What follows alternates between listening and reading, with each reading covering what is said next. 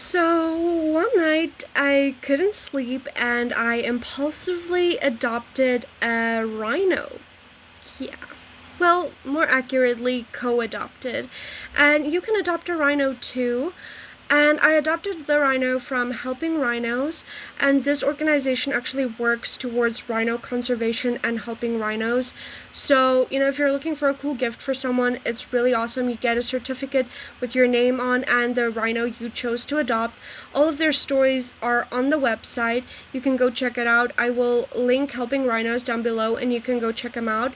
I also have a new website for my mermaid business, but I also have my tarot reading stuff on there as well. And on there I also have some conservation things on there. You can adopt a sea turtle, a rhino, or you can go to natural zoological gardens, and there's a list of animals there you can adopt, like seals, penguins, even wildcats, things like that.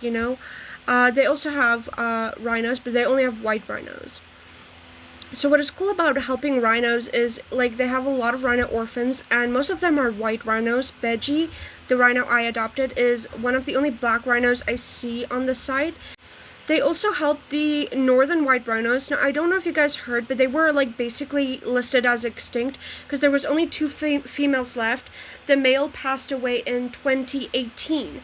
But they have done artificial insemination things, and the population is more than 30 now. I'm not exactly sure on the numbers, but you can go check out on their website. It's really cool. They're bringing a species back from extinction. It's really, really nice. And as for your knowledge here, white rhinos currently, there's about 17,000 of them left, but that's just your normal white rhinos. That's 17,000 about left. Black rhinos, however, I adopted, are about 6,000 left. So it's a lot less. So the difference between a black rhino and a white rhino is white rhinos are bigger, their mouths are kind of flat, and they are grazers, so they eat grass, right? And they also travel in groups as well. They're very social, whereas a black rhino, they are more solitary. They have a little beak thing, almost it reminds me of a triceratops. And so they have this cute little mouth, and they eat twigs and leaves, and they're more solitary, more aggressive, and they're also smaller. White rhino can go up to almost 2.5 tons, whereas black rhinos don't even get to 1.5 ton.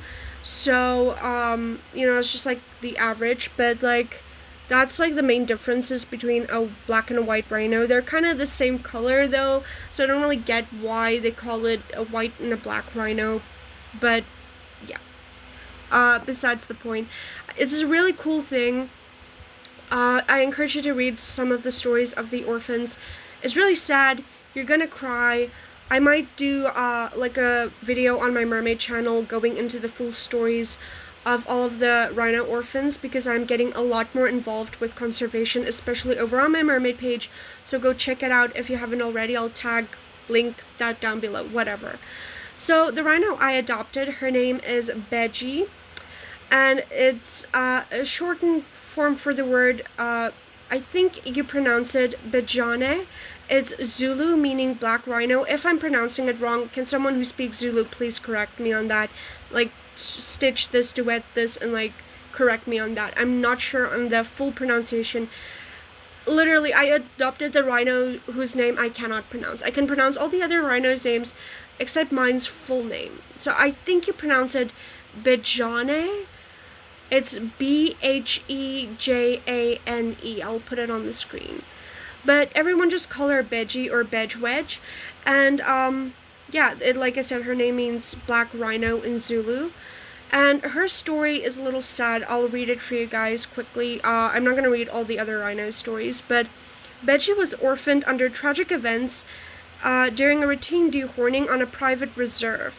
It was unknown to the dehorning team that her mother had a heart condition, and that the drugs used during the anti-poaching effort would take Beji's mother from her. Since her arrival at Zululand Rhino Orphanage, Beji has developed into a feisty, bouncy, and curious little lady and is slowly adapting and bonding with her carers. You can support Beggie's continued care by adopting her. So yes, you guys can also adopt Beggie. She's cute. So this is on my computer. That is my little Bedge Wedge. That's Beggie. That's how you spell her name. So I'm not going to add it into the thing because that's how you spell it. But yeah. And so I'm going to give you guys a quick look. These are like all of the Rhino orphans that they have. I'm going to go more in depth on all of these on my mermaid channel. So yes, rhino poaching is a really big problem, especially in South Africa. But like almost all the rhinos are like extinct. Like every species are like going extinct. Wolves, lions, literally all the big cats, foxes, seals. I mean, literally any like Antarctic animal, like polar bears and things like that, snow foxes, penguins, they're all going extinct because of global warming, pollution, and poaching. So a lot of like sharks are being poached for their fins, whales for like their teeth and bones, I think. Now here in South Africa, some of our main problems for poaching is elephants, their tusks, because it's ivory, and rhino horns. The reason is because people make like a muti because they believe it gives them, like the same effect that like Viagra does, but I just wish every person like that uses that would just fall off the face of the earth, honestly. A rhino horn is made of the same material than your nails and your hair, okay? The same material than like a deer's antlers. There's nothing special about it, and that's how they defend themselves. So I really freaking hate rhino poaching. It takes so many rhinos. Like, you'll see like Helping Rhinos, they have like their Zululand Rhino Orphanage, and they're very like low on the location of the rhinos to protect them, and they're also under like a lot of surveillance and security, so that is great, and they're like really helping the rhinos. And when I just saw Beggie, I don't know if it's because I have a heart condition and kind of related to her mom.